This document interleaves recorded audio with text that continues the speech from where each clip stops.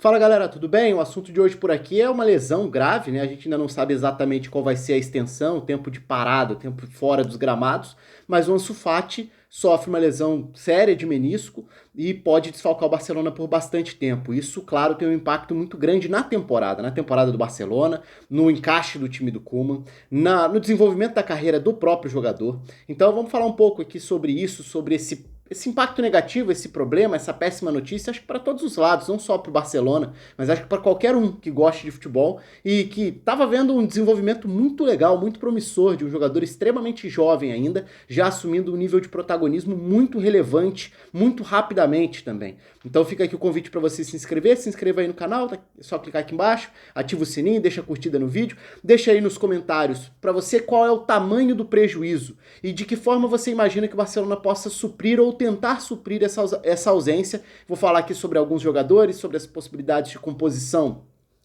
do ataque do Barcelona aí, pensando nesse próximo período enquanto o Ansu Fati não estiver de volta, mas aí vocês ficam à vontade nos comentários para falar sobre a temporada do Ansu Fati, o potencial, a falta que ele vai fazer, quem pode assumir esse papel, e aproveita e deixa aí também sugestões de jogos desse fim de semana pra gente abordar. Acho que essa semana vai ser uma semana que vai dar mais tempo de olhar para o fim de semana e alguns dos vários bons jogos desse fim de semana pra gente fazer algumas análises mais específicas aqui no canal também, até porque vem data FIFA pela frente, então é aquela parada, aquele respiro um pouco maior, diferente em relação ao que é a correria normal. As últimas semanas foram de Champions também. Enfim, vamos falar então sobre o Ansu Fati. A questão menisco, ainda não se sabe qual vai ser o tempo dele se recuperando. Pode chegar a 5 meses, então a gente vê a estimativa aí por conta de 4 ou 5 meses. Existe uma possibilidade de um outro procedimento que seria, no caso de uma lesão menos grave, aí poderia ficar fora por cerca de 5 semanas, mas é o menos provável dos casos, pelo menos é o que tem se falado. Obviamente eu tô seguindo aí o que a gente lê dos especialistas falando, principalmente os médicos que deram entrevistas à imprensa espanhola e tudo. O Barcelona ainda não confirmou esse tempo em que o Ansu Fati vai ficar fora. De qualquer maneira, sejam 5 semanas ou 5 meses, é um jogador importante que fica fora dos gramados. Caso realmente sejam 5 meses, é muito tempo, né? É uma temporada comprometida. E é uma temporada muito importante comprometida. Porque se a gente for pensar, olha o tamanho do salto que ele deu do fim da temporada passada para cá, porque já existia ali uma imagem muito clara de que a velocidade dele, o drible, essa personalidade para um jogador muito jovem. Vamos lembrar que o Ansu Fati completou 18 anos agora no finalzinho de outubro, né? Então acabou de fazer 18 anos e já é um titular protagonista do Barcelona. Então é claro que qualquer rótulo de substituto do Messi, vai ser o sucessor, vai ser o próximo cara que vai assumir esse papel quando o Messi já não estiver lá, qualquer coisa do tipo sempre é exagerada. Quantas vezes a gente já não falou sobre isso aqui. Então isso não é saudável para qualquer que seja o jogador. Mas o fato é que hoje o Ansu Fati vinha sendo o melhor ajudante do Messi para desequilibrar partidas. Então, tudo bem, a gente não vai tratar o Ansu Fati como o maior protagonista do Barcelona, é evidente, o maior protagonista é o Messi. Nem daria para cobrar do Ansu Fati esse status por enquanto. Mas se a gente colocar todo mundo fora o Messi no pacote de coadjuvantes, o Ansu Fati provavelmente era o melhor deles na atual temporada.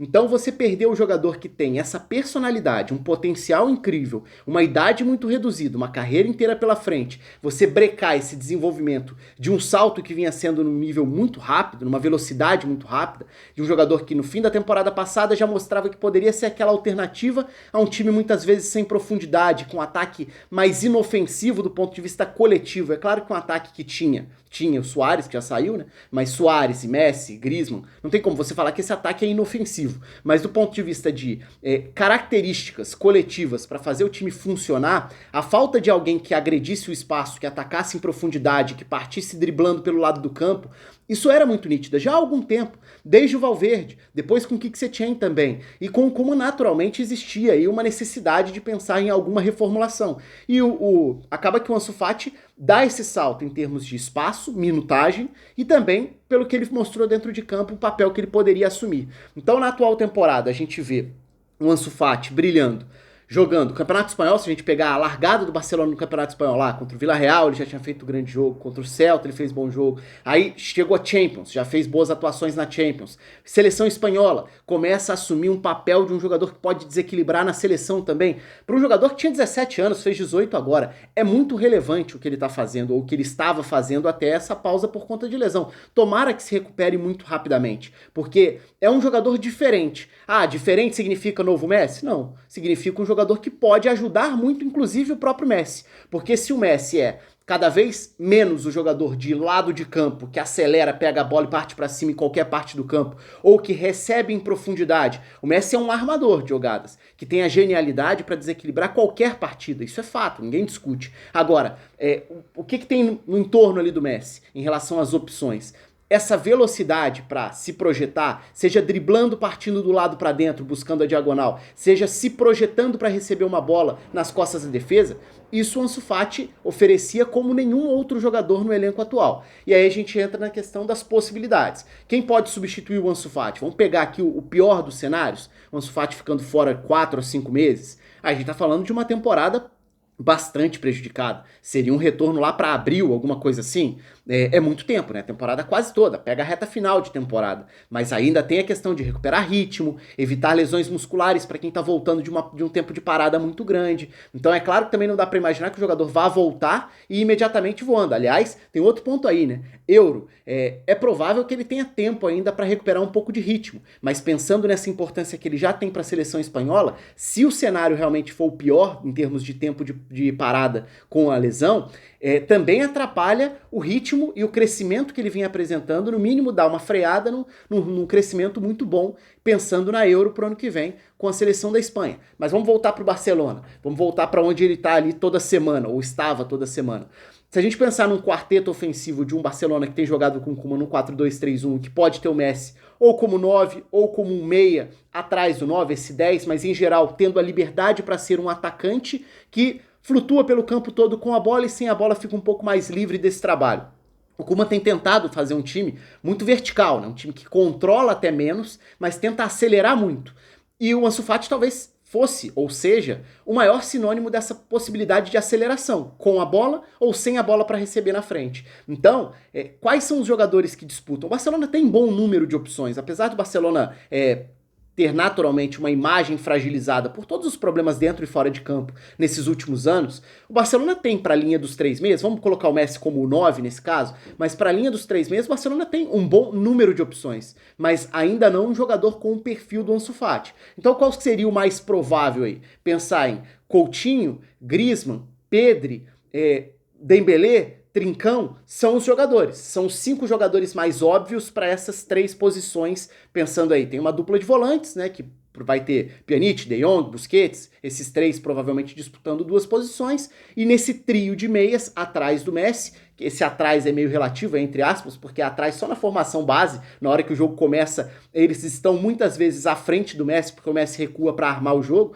mas aí pensando em características, o jogador que mais poderia complementar ou suprir essa ausência do Ansu Fati, provavelmente o Dembélé. Só que aí a gente cai também na falta de confiança que existe em relação à condição física do Dembélé. Ele vai conseguir render com regularidade ou ele vai novamente ser atrapalhado pelas frequentes lesões? Se ele tiver uma sequência dentro de campo e recuperar o melhor nível, tecnicamente ele pode acrescentar muito.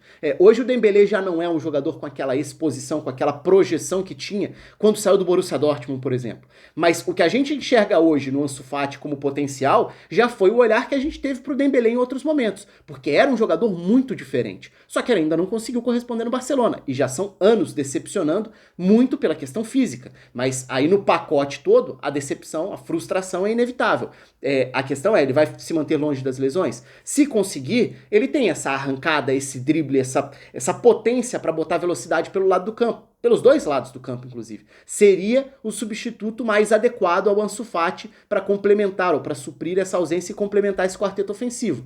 Griezmann, Coutinho já são outras características, jogadores que podem atuar mais por dentro, que podem encostar no Messi, que podem se alternar com o Messi. O Pedri também é um jogador muito jovem, vai mostrando um crescimento muito importante de uma participação com outras características, também mais associado à armação, à organização do jogo. A bola passa muito por ele, não necessariamente para ser essa flecha que é o Ansu Fati. O Trincão talvez tenha esse perfil também do Ansu Fati, só que geralmente pelo outro lado do campo, pela ponta direita, e também ainda sem o mesmo nível de experiência, de exposição a jogos com maior regularidade. Então o Barcelona tem opções, mas nenhuma é tão empolgante quanto vinha sendo a temporada do Ansu Fati. Acho que esse é o ponto crítico aí. O Ansu Fati vinha num nível muito bom, vinha despertando um interesse, uma empolgação, uma curiosidade, tudo isso muito positivo, porque ele vinha sendo um dos nomes da temporada até aqui. E até numa temporada em que o Messi ainda não foi com regularidade o cara que desequilibra, acaba com todos os jogos sendo melhor em campo, embora o padrão de avaliação do Messi sempre seja acima da média. Até quando tem a cobrança, a gente tem que reconhecer que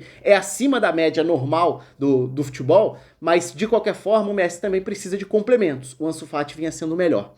Agora vamos ver como fica o Barcelona sem o Ansu Fati. Conto aí com os comentários de vocês. Quero saber para vocês, qual é o melhor complemento? Como fica o Barcelona?